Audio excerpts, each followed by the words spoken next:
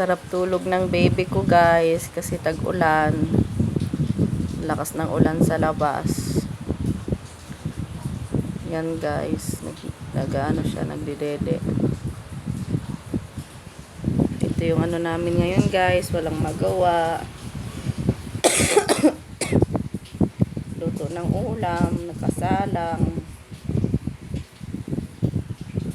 Tapos yan yung labas namin. Lakas ng ulan, may bagyo daw.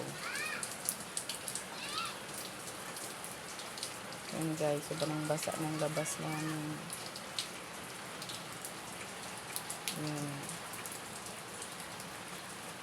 May pusa doon.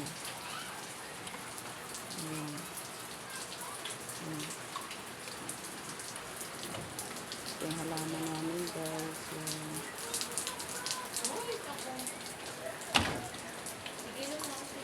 Magpupo ka na oh.